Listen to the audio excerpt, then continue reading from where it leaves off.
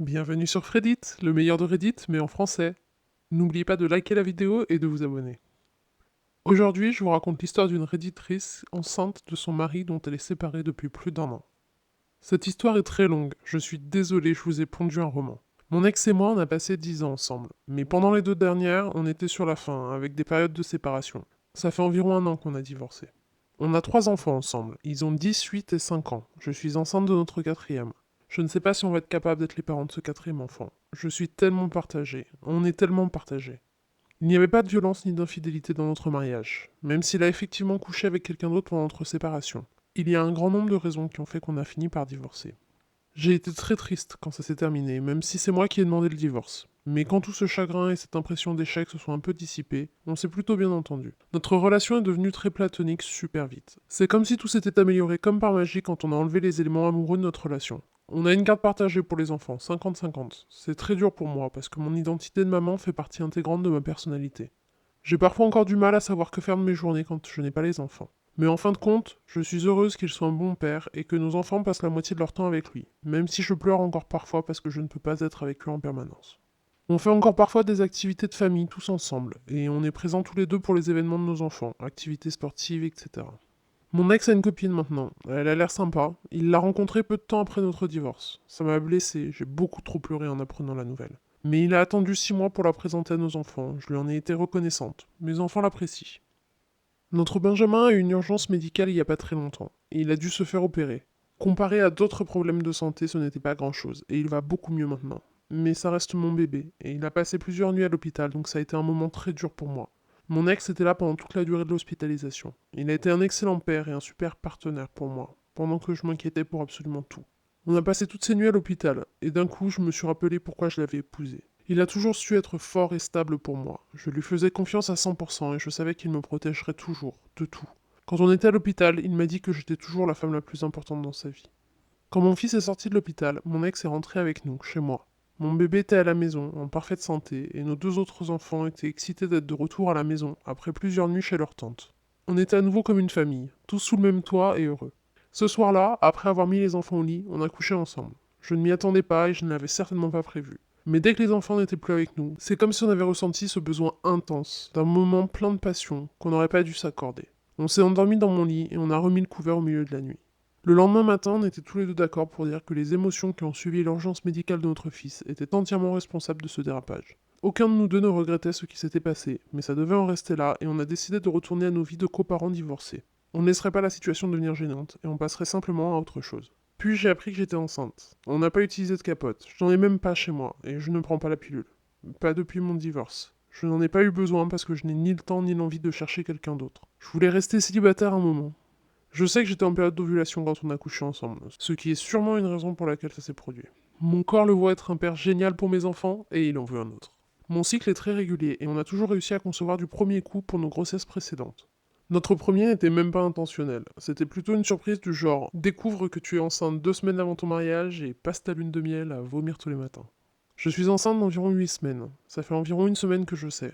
Je lui ai dit le week-end dernier. Je ne savais même pas si j'allais lui dire. Je me rends compte maintenant que je ne lui en ai parlé que dans l'espoir qu'il me dise ce que je devais faire et qu'il gère tout à ma place. Sauf que c'est bien sûr pas ce qu'il a fait. Je sais que ça n'a aucun sens d'avoir un bébé avec quelqu'un que j'ai choisi de quitter. Je n'ai vraiment pas besoin d'un quatrième enfant. Alors pourquoi je n'arrive pas à laisser le passé dans le passé? Et on a une update d'Opi une semaine plus tard. J'ai posté ici il y a environ une semaine. Je suis maintenant enceinte de 9 semaines. Je ne prenais plus la pilule depuis notre divorce parce que j'étais bien décidé à rester célibataire pendant un moment. Donc je laissais mon corps revenir à son cycle naturel. Au début, on ne savait pas trop ce qu'on voulait faire, mais le week-end dernier, on a pris la décision d'élever cet enfant ensemble. C'est un peu fou, je m'en rends bien compte, et c'est pas une situation que je pensais vivre un jour. J'imagine déjà très bien ce bébé, avec la même frimousse que nos autres enfants.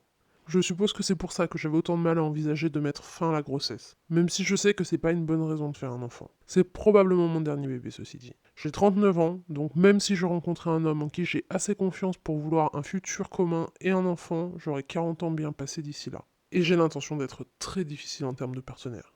Je suis même pas encore au point où j'ai envie de rencontrer quelqu'un. On se remet pas ensemble pour le moment. On s'entend super bien quand on n'est pas marié et qu'on vit pas ensemble. On trouve ça irresponsable envers nos enfants de tenter une réconciliation maintenant juste parce que je suis enceinte. Les chances sont bien plus importantes qu'on arrive à être de bons coparents en vivant chacun chez soi. Mais on est aussi déterminé à travailler main dans la main pour assurer le meilleur à tous nos enfants. Les enfants sont bien habitués à leur mode de vie avec 2 maisons. Ils sont heureux, se sentent en sécurité, donc on veut surtout rien changer. Je suis pas sûr de bien comprendre ce qui m'attend. Nos 3 enfants sont nés de parents mariés qui vivaient ensemble. Je sais qu'une garde partagée pour un bébé va être plus compliqué à organiser que simplement échanger les enfants d'une semaine sur l'autre. Peut-être que je suis trop optimiste, mais je suis sûr qu'on va se débrouiller, d'une manière ou d'une autre. Notre bébé trouvera juste ça normal de toute manière, n'est-ce pas?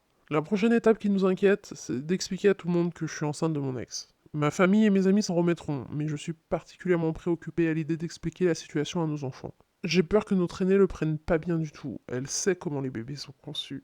Et toutes les personnes qui s'inquiétaient pour la copine de mon ex, ils ne sont plus ensemble. Et le meilleur commentaire sous cette publication, c'était celui-ci. Ces deux-là se remettent ensemble d'ici 1 an et se reséparent sous 1 an, sûr à 100%. Qu'est-ce que vous en pensez? Est-ce que vous aussi vous avez eu cette même vibe en lisant ça? Parce que pour moi, clairement, oui. Bref, ensuite on a une autre update d'OP 4 mois plus tard qui nous dit: Plusieurs personnes m'ont demandé des nouvelles ici. Je suis enceinte de 28 semaines. On attend une petite fille. En ce qui concerne la grossesse, tout se passe absolument parfaitement. Je suis juste beaucoup plus fatiguée que pour les grossesses précédentes. Mon mari et moi, on continue à vivre chacun chez soi et à se partager la garde des enfants. On les a chacun 50% du temps. Ils sont tous au courant qu'on va avoir un enfant ensemble, et ils ne semblent pas profondément embrouillés ni horrifiés à l'idée que leurs parents divorcés attendent un bébé. On leur a expliqué d'une manière adaptée à leur âge. Notre aînée était surtout dégoûtée de savoir ce que ses parents avaient fait pour que le bébé existe. Elle est parfaitement au fait de toute la biologie de la reproduction humaine. On a essayé de l'impliquer dans pas mal d'étapes de l'accueil du futur bébé, et elle est maintenant excitée à l'idée d'avoir une petite sœur. Je l'ai même emmenée avec moi à un de mes rendez-vous médicaux. Elle comprend très bien que papa et maman l'aiment, elle et tous ses frères et sœurs, et qu'on aimera le bébé aussi tout pareil. Elle sait qu'on s'aime l'un l'autre de manière platonique et qu'on est des partenaires en ce qui concerne nos enfants, mais sans être ni vivre ensemble. Mon mari et moi, on a commencé à voir un psy pour une thérapie de couple. On avait déjà essayé pendant la séparation avant notre divorce, mais je pense qu'on avait tous les deux décidé qu'on voulait en arrêter là. Donc ça n'avait pas vraiment eu d'effet. J'ai l'impression que ça fonctionne bien mieux maintenant parce qu'on est vraiment impliqué et qu'on fait des efforts pour que ça fonctionne. Parfois je me sens super bien après une séance, et parfois beaucoup moins, parce que je me rappelle de toutes les raisons pour lesquelles on a divorcé. Dans l'ensemble, je pense que c'est une bonne décision pour nous, quoi qu'il se passe à l'avenir entre nous. Ça fait aussi quelques mois qu'on couche ensemble. On est tous les deux d'accord pour ne pas voir d'autres personnes pour le moment. De toute manière, je ne voudrais pas voir quelqu'un d'autre pendant ma grossesse, et ce n'est pas comme si j'aurais le temps une fois que le bébé sera là. On est d'accord pour ne pas chercher de relation amoureuse à l'extérieur tant qu'on ne sait pas exactement où on en est tous les deux et qu'on n'a pas mis un point final à notre histoire. Du point de vue de nos enfants, tout se passe comme depuis le divorce. Leur père ne passe pas la nuit chez nous. On fait parfois des activités tous ensemble en famille, mais c'était déjà le cas avant qu'il se passe quoi que ce soit entre nous. On ne se comporte pas comme un couple quand on est tous ensemble. On a une relation amicale devant les enfants, on ne se donne pas la main, on ne s'embrasse pas, etc. Les enfants sont notre priorité. On refuse de dire qu'on est à nouveau ensemble. Si on se remet vraiment ensemble, on a besoin de savoir que c'est pour le long terme, qu'on est prêt à s'engager à nouveau. On ne veut pas donner de faux espoirs à nos enfants, ni leur faire penser que notre situation familiale est instable. On aimerait bien sûr pouvoir être ensemble pour de vrai, mais on n'est pas prêt. Je pense que si je laissais faire mon mari, on serait déjà à nouveau officiellement ensemble. Lui, il est prêt. Il aimerait revenir habiter à la maison. Mais il comprend mes arguments et il est d'accord. Moi aussi, j'aimerais qu'il revienne habiter avec nous. Mais on a tous les deux des progrès à faire, ensemble et séparément. Je vais être une meilleure partenaire cette fois-ci. Je pensais être une super femme, mais ce n'était qu'en surface. Je sais aussi que je me sens super amoureuse, mais que je suis défoncée aux hormones de grossesse. Je me sens toujours très heureuse, positive et excitée quand je suis enceinte, et je sais que je ne peux pas faire confiance à mes sentiments dans cette période. Je suppose que le problème principal en ce moment, c'est qu'il est plutôt en mode on verra bien, tentons le coup, même s'il est d'accord avec mes arguments, et que de mon côté, je vais être beaucoup plus prudente. Pour le moment, on n'a pas d'autres updates, mais alors j'adorerais en avoir une d'ici quelques mois d'OP, et s'il y en a une, je vous promets de la publier sur Reddit.